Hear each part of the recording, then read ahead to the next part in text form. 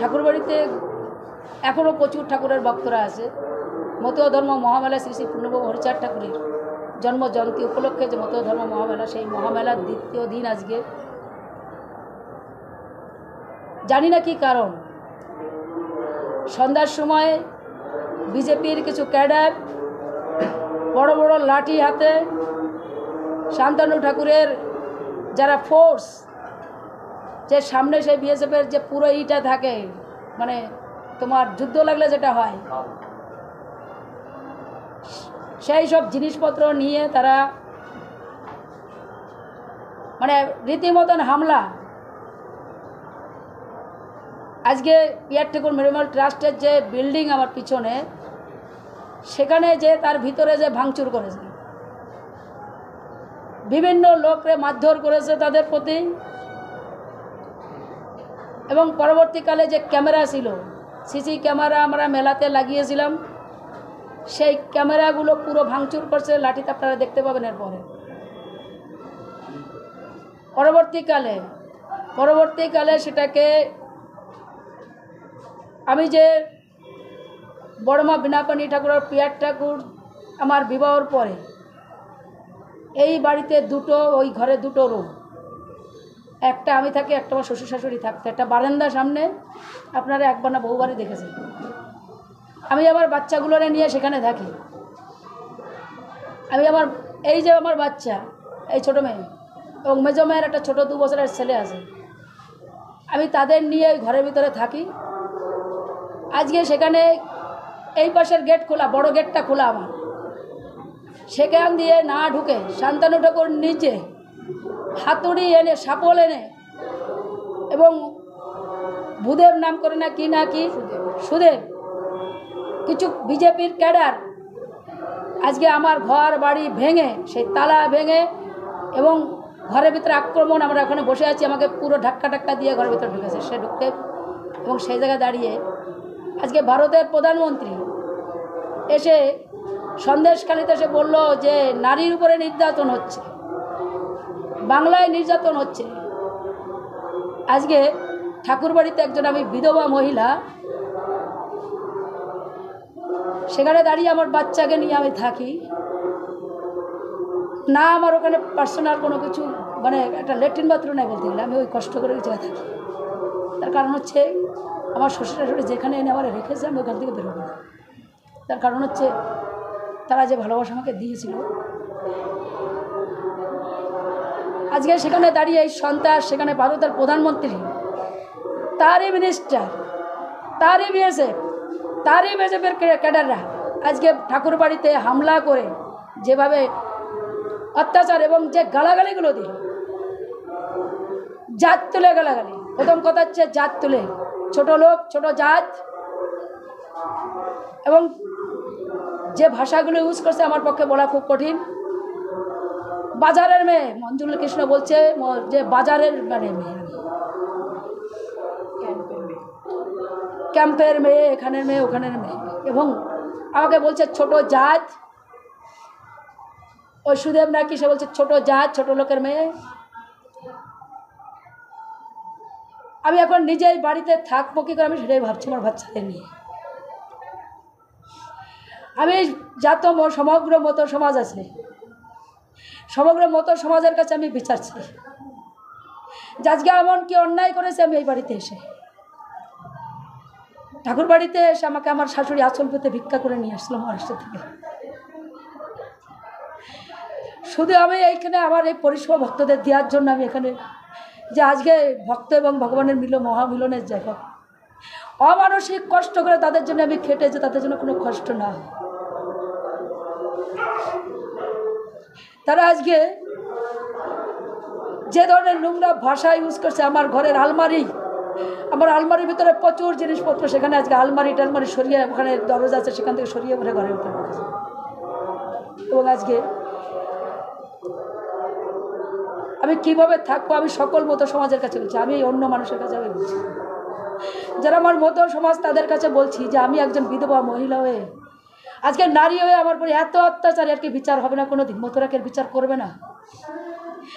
এমন কি অন্যায় করেছে আমি আমার বাচ্চাদের আমার শুনতে আমি ছেলে জন্মদিন আজ এটাকে আমার হাতের জিনিস, আমার মহা, এটা আমার ভগবানের সৃষ্টি। মতর ধর্ম বলেছে নারী পুরুষ পাইব আমার সমান অধিকার, একটা ছেলে হয় নাই বলে আজকে আমাদের প্রতি এই অত্যাচার। আজকের থেকে না 90 সালে আমার শ্বশুর মারা গেছে, এই বাড়িতে কেন আমি ওগুলো প্রশ্ন করি কেন থাকেনি, এই বাড়িতে ওরা জন্ম কেন নেয়নি?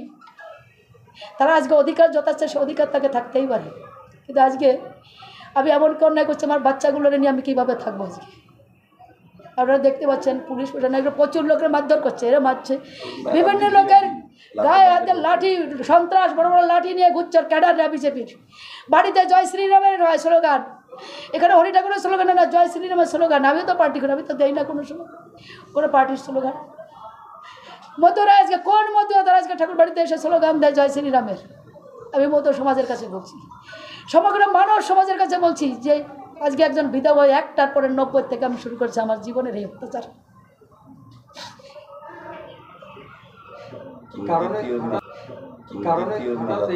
সে আমি কি করে বলবো কি কারণ? সেটা শান্তনু ঠাকুর বলতে পারবে, তার পরিবারের লোকরা বলতে পারবে কি কারণ। এমন কি অন্যায় করছে? আজকে সকালবেলা সবাই ভালো, সবাই আজকে মতো রাখছে, কোনো গোলমালে সুন্দরভাবে তারা পরিষেবা এখনও কত মরে আছে। আমার কাছে যেমন যে মতো আছে তারা ভয়তেছে তালা লাগাচ্ছে, ওই ঘরটা সাদা মানে যেটা পিয়ার ঠাকুর মেমোরিয়াল ট্রাস্টে সেই ঘরের ভিতরে আজকে কিছু পুলিশ প্রশাসন আছে, ভক্তরা আছে, তাদের জন্য আমি ঘরেই করেছি। ও না ঠাকুরবাড়ির প্রপার্টি, না ঠাকুরবাড়ির কোনো অর্থ, না কোনো কিছু নাই হচ্ছে, না এমপির পয়সা, পিয়ার ঠাকুর মেমোরিয়াল ট্রাস্টের থেকে ওটা করে আজকে। সেখানে পর্যন্ত যে ঘরের ভিতরে ভাঙচুর করছে তারা ভয়তে এখনও হয়েছে। আমি এইমাত্র বললাম তালা খুলে দিয়ে ঘরের ভিতরে যারা আটকা আছে আপনারা দেখতে পাচ্ছেন এখনও ঘরের ভিতরে, সে ঘরে যেতেই পারে, তার ঠাকুর দাদার ঘর আবার কোনো আপত্তি নেই। কিন্তু এইভাবে কেন? এইভাবে করে এই তো গেট খোলা রয়েছে, কেন সেখান থেকে যায়নি? কেন আজকে ওখানে ভাই হাতুড়ে শান্তানুর উপর নিজেই ভাঙছে, ওই সুদেব সে ছাপল নিয়ে সে ভাঙছে।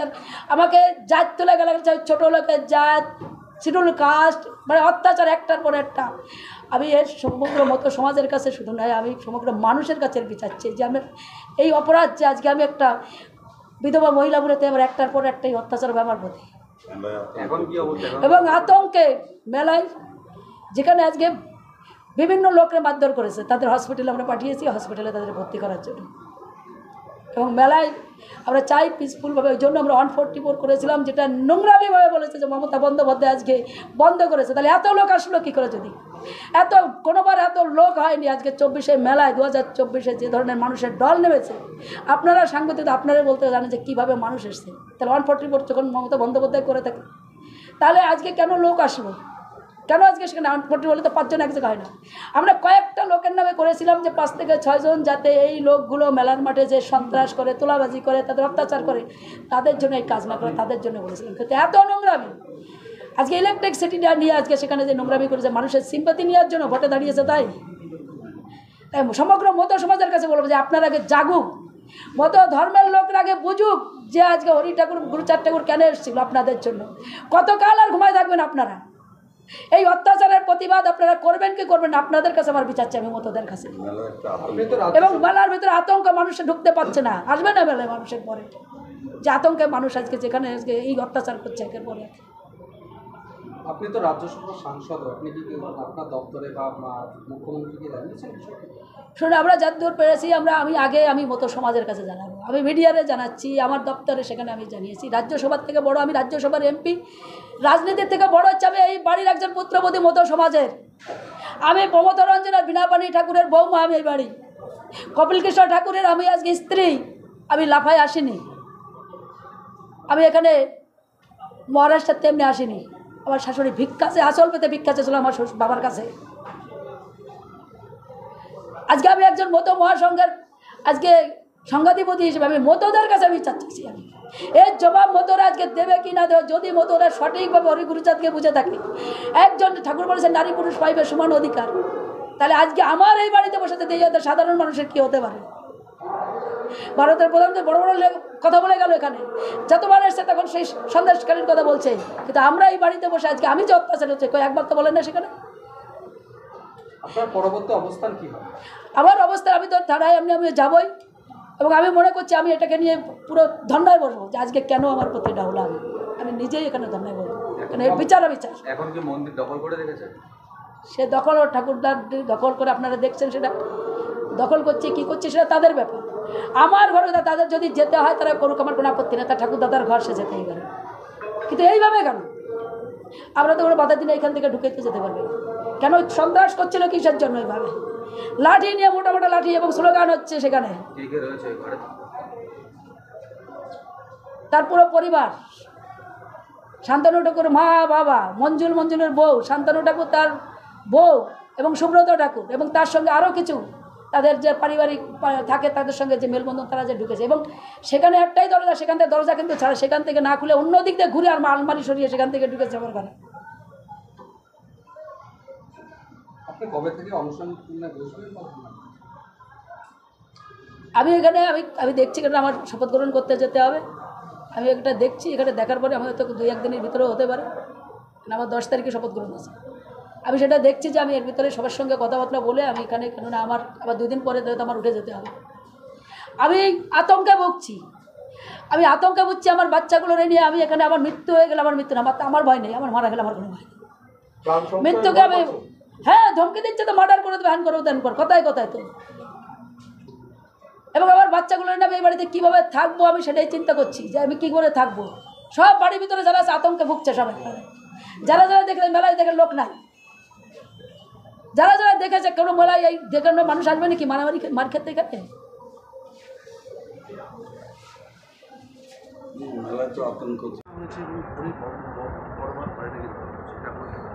বড়মার ঘরটা কার? সবার প্রশ্ন আমার। পিয়ার ঠাকুর মশাই বড়মা আমার কি হন?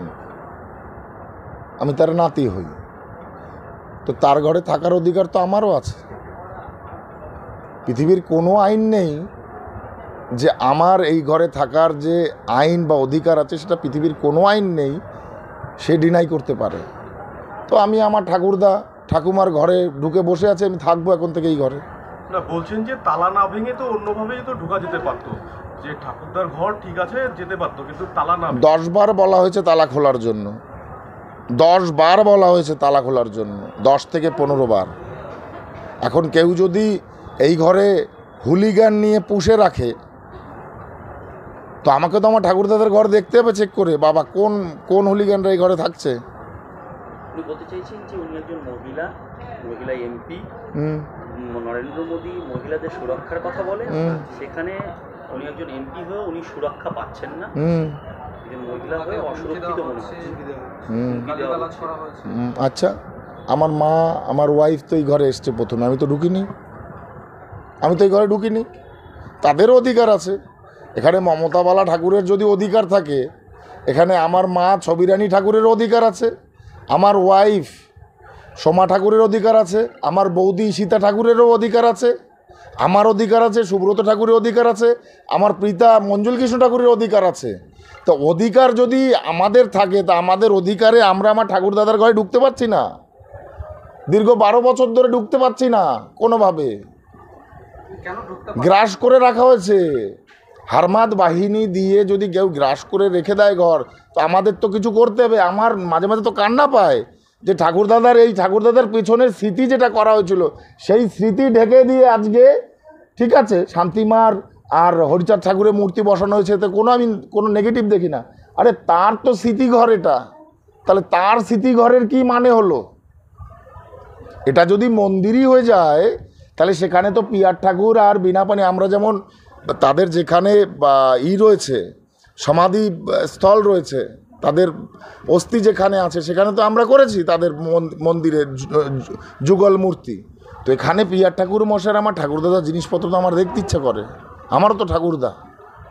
তাহলে সেখান থেকে যদি আমাদের বঞ্চিত করা হয়, সম্পূর্ণ যদি গ্রাস করে রাখা হয়, আর ঠিক আছে এরকমভাবে যদি ফাইল বার করে করে খালি বড় মা আমাকে লিখে দিয়ে গেছে, কেন বড় মা লিখে দিয়ে যাবে ওকে?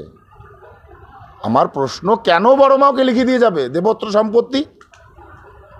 এটা ইনভেস্টিগেশন করা হোক যে বড় মা দেবত্র সম্পত্তি করেছে না কোনো ব্যক্তিকে লিখে দিয়ে গেছে জমি। 2007 সালে ঠাকুরের নামে এই জমি সম্পত্তি দেবত্র করেছেন, টোটাল সম্পত্তি। সেই জমি কি করে লিখে দেন উনি? আমার প্রশ্ন থাকলো আমার সাধারণ মানুষের কাছে প্রশ্ন থাকলো যে বড় মা 2007 সালে যেখানে তার সমস্ত প্রপার্টি দেবত্র করেছেন, তার 3 ছেলেকে প্রধান সেবায়েত করেছেন, সেখানে পার্সোনালি কার নামে জমি লিখে দিল উনি? আমার প্রশ্ন রয়েছে এটা। মমতা ঠাকুর মতুয়াদের কাছে বিচার দিয়েছেন যে তিনি যেহেতু মহিলা, কোনো পুরুষ সন্তান জন্ম দিতে পারেনি, তাই তার উপরে অত্যাচার। আমার মা রয়েছে, আমার ওয়াইফ রয়েছে, আমার বৌদি আছে, আমার 2 ভাইজি আছে, তারাও এই বাড়ির অধিকারী, তারাও আমাদের ঠিক আছে মেয়ে, ঠিক আছে আমার মা সমতুল্য। কই তাদের তো এই বাড়িতে কখনো ঢুকতে দেওয়া হয় না, তারা কেন বঞ্চিত হবে? আমার বাবা যিনি পিয়ার ঠাকুরমশাই বড় মায়ের সন্তান, সে পর্যন্ত তার বাবা মায়ের ঘরে ঢুকতে পারে না। এটা কি আমাদের আক্ষেপ নেই? আমরাও মতুয়াদের কাছে এর জবাব চাই। উনি আরেকটা প্রশ্ন করছেন যে বিজেপির লোকজন লাঠিসোঁটা নিয়ে নাকি আক্রমণ করেছে, তালা ভেঙেছেন। আপনি দেখুন, রাজনৈতিক রঙে যাব না, কোনো লোক নেই। আমি যখন 10 বার আমার ঠাকুরদাদার ঘরে ঢুকতে চেয়েছি, যখন কেউ খোলেনি, তখন আমি তালা ভেঙেছি। আমার ঠাকুরদাদার ঘর, আমি ঠাকুরদাদার ঘরে আজ থেকে থাকবো। ও পাশে কপিল কৃষ্ণ ঠাকুরমশাই আমার জ্যাঠামশাইয়ের ঘর আছে। যেহেতু ঠাকুরদাদার এই ঘরটা বানিয়েছিলেন, আমাদের থাকতে দিতে হবে এই ঘরে। আমরাও থাকবো, উনিও থাকুক ওনার ঘরে। আজকে পাশের ঘরে থাকতে পারেন মমতা ঠাকুর? কেন থাকতে পারবেন না? আমি তো চাইছি না পুরো ঘর দখল করতে। আমার পোর্শন আমাকে দিতে হবে। আমার ঠাকুরদাদার ঘর, সেই ঠাকুরদাদার ঘরের পোর্শন এখানে দিতে হবে। এখানে মমতা বন্দ্যোপাধ্যায়ের নাম লেখা রাখেছে। রাজনীতি আমরা করছি না কে করছে এখানে? মমতা, আপনারা তাকান ওখানে, ওইটা দেখুন আগে। আমরা রাজনীতি করছি না, আমি আমার ঠাকুরদাদার হক চাচ্ছি। আমার বাবা তার পিতার হক চাচ্ছে। আজ থেকে এই ঘরেই থাকছেন আপনি? থাকবো আমি এই ঘরে, আমার ঠাকুরদাদার ঘর এটা। আজকে এমন কি ঘটনা ঘটেছে এগুলো তালা ভেঙে? ঘটনা তো অনেক কিছুই ঘটে, আপনারা তো দেখছেন। 144 ধারা ঠাকুর বাড়িতে ঘটেছে। মেলা নিয়ে 144 ধারা, মতুয়াদের আসতে দেব না। আমার কাছে হাজারো ভক্তরা তারা নালিশ জানিয়েছে যে ওখানে পুলিশ আমাদের ঢুকতে দিচ্ছে না, আটকে দিচ্ছে। 7-8 ঘন্টা আটকে রয়েছে আমাদের পুলিশ, কিন্তু ঢুকতে দিচ্ছে না। তো 144 ধারা জারি করেছেন, কোথায় মতুয়াদের আটকাতে পারলেন? মমতা ঠাকুর বলছেন যে 144 ধারা মানে ব্যক্তিকেন্দ্রিক করেছেন। ব্যক্তিকেন্দ্রিক 144 ধারা করেন। ওরে আমার ভগবান, ওরে আমার বড় শিক্ষিত ব্যক্তিরে, 144 ধারা ব্যক্তিগত কারণে হয়। 144 ধারা is mean that no one can roaming around except 4 or 5 people. বোঝে কাকে বলে 144 ধারা? ব্যক্তি ক্ষেত্রে 144 ধারা জারি করেছে আমার ভগবান। এই ঘন্টা দেড়েক হবে। এটা আমার ঠাকুরদা স্বর্গীয় প্রমথরঞ্জন ঠাকুর, ওনার এবং বীণাপাণি ঠাকুরানী যিনি ঠাকুমা, ওনারই ঘর। এবং দীর্ঘদিন ধরে প্রায় 12 বছর হতে চললো, প্রায় 10 থেকে 12 বছর হতে চললো এখানে আমরা ঢুকতে পারি না। এবং আমার বাবা ঠাকুরমশাই, মানে আমার ঠাকুরদার যে 3 ছেলে, তার ছোট ছেলে হচ্ছে মঞ্জুল কৃষ্ণ ঠাকুর, আর 2 জন ছেলে ওনারা নেই, দুই জ্যাঠা কপিল কৃষ্ণ ঠাকুর এবং মৃদুল কৃষ্ণ ঠাকুর। কিন্তু ছোট ছেলে হিসাবে উনিও ঢুকতে পারেন না প্রায় 10 বছরের উপরে। আর আমরা যারা আছি, আমরা ওনাদের নাতি, আমি সুব্রত ঠাকুর এবং শান্তনু ঠাকুর এবং আর যারা আছে আমাদের ফ্যামিলিতে, তারা কেউই ঢুকতে পারে না। এটা একটা আমাদের কাছে মানে বেদনাদায়ক জিনিস। যেখানে আমরা ছোটোবেলায় মানুষ হয়েছি, যে ঘরে আমরা দাদু এবং ঠাকুমার সাথে আমরা ছোটোবেলায় এক ছাদের তলায় আমরা মানুষ হয়েছি এবং তারা আমাদের লালিত পালিত করেছে, সেখানে না ঢুকতে পারা এই জ্বালাটা আপনারাও বোধহয় বুঝতে পারবেন এবং সমগ্র যারা জাতি আছে, মতুয়া সমাজ আছে, তারাও বুঝতে পারবে। এখানে আমি কোনো আদারওয়াইজ কোনো কিছু দেখছি না যে জিনিসটা মানুষ চিন্তা করছে। এটা আমাদের ঠাকুরদার ঘর এবং সেই ঠাকুরদার ঘরে আমরা আজকে থেকে থাকি। দেখুন, এটা ঠিক ব্যাপারটা ঠিক উল্টো। মানে উল্টো ব্যাপারটা হচ্ছে, উনি আমাদের উপর অত্যাচার করে উনি এই একজন মহিলা হওয়ার জন্য উনি তার বেনিফিটটা নিতে চাইছেন। তার একটা কারণ হচ্ছে, প্রথম যে জিনিসটা 2019 সালে আমার ভাই শান্তনু ঠাকুর, ওকে কিসের জন্য জেল খাটানো হয়েছে? কারা জেল খাটিয়েছে? যে আমারই বাড়ি, এই ঠাকুর বাড়ির মন্দিরের, মানে আমি আমার বাড়ির মন্দিরের যে ঠাকুরের যে গয়না, সেই গয়না চুরির জন্য, মানে এর থেকে আর বড় ব্লান্ডার কিছু হতে পারে না। তাহলে পরে শান্তনু ঠাকুরকে, ভাই শান্তনু ঠাকুরকে জেল খাটিয়েছে কত, মোর দ্যান 22 ডেইজ। তার সাথে জড়িত ছিল তৎকালীন এখানের যে ওসি থেকে শুরু করে আরও অনেক ব্যক্তিত্ব। এগুলো আস্তে আস্তে খোলসা হচ্ছে, আমরা জানি তা কারা কী করেছে। পরপর কেস দেওয়া থেকে শুরু করে এভরিডে, মানে কোনো কিছু একটা ম্যাটার হলে পরেই এই যে কেস দেওয়া, এবং কোনো কিছু হলে পরেই আমি গেল রব, একটা ব্যাপারটা, এই জিনিসটার একটা প্রতিকার হওয়ার দরকার। আজকে উনি মহিলা হয়ে বারবার এই গেল রব করবে। আজকে আমার মা, তিনিও তো বৌমা, উনি বড় বৌমা, মমতা বালা বড় বৌমা, আমার মা হচ্ছে ছোটো বৌমা। ছোটো বৌমা, যদি বড় বৌমার অধিকার থাকে এই ঘরে ঢোকার, ছোটো বৌমারও অধিকার আছে। ওনার যে বৌমা মানে ছেলে, এই যে সোমা ঠাকুর, ওরাও অধিকার আছে। আমার যে ওয়াইফ ঈশিতা ঠাকুর, তারও অধিকার আছে। তাদের যে ছেলে মেয়ে যারা আছে তাদেরও অধিকার আছে। তাহলে অধিকার যদি থাকতে হয়, কেন একা মমতাবালা ঠাকুরের অধিকারটা থাকবে? তাই তো, এই অধিকারটা তো সবার হওয়া উচিত। তাহলে কেন এই যে ঠাকুরদার বানানো জিনিস, উনি কী বানিয়েছে, ওনার যে আলাদা, আমি তো আমরা তাদের কথা বলছি না। এইটার ভিতরে আমাদের স্মৃতি জড়িয়ে রয়েছে, আমাদের ছোটোবেলাদের স্মৃতি জড়িয়ে রয়েছে, এবং এর অধিকার সবার আছে, এবং তার জন্য আমাদের আজকে এখানে অবস্থান এবং ঢোকা। অবশ্যই এই ঘরে থাকবো আমরা, অবশ্যই এই ঘরে থাকবো। হ্যাঁ, আজকে সারা রাত কেন, এরপরে থেকে এখানেই থাকবো। কারণ এটা একটা সবার কাছে, কারণ এটা ঠাকুরদার, আপনারা দেখুন ঠাকুরদার যে স্মৃতি, সেই ঠাকুরদার যে স্মৃতি এবং তার যে স্মৃতি তৈরি করা, সেই সময় মতো মহাসংঘ যারা তৈরি করেছে বিভিন্ন জিনিস, ঠাকুরদার সার্টিফিকেট দেখুন, মন্দির আছে, আমাদের হরি মন্দির আছে, ঠাকুরদার এবং ঠাকুমার যে আলাদা করে স্মৃতি মন্দির তা আছে। কিন্তু এরকমভাবে পিয়ার ঠাকুরের, প্রমথরঞ্জন ঠাকুরের যে তার যে কর্মকাণ্ড, তার যে সার্টিফিকেট, তার যে জায়গা, তার যে স্মৃতিপূর্ণ, সেগুলোকে সব এখান থেকে উঠিয়ে দিয়ে এর সামনে একটা এরকম তৈরি করে, আর এই নিচে তো লেখা রাজনৈতিকভাবে কিছু জিনিস, যে জিনিসগুলো তারা এগুলো সবই তো পায়।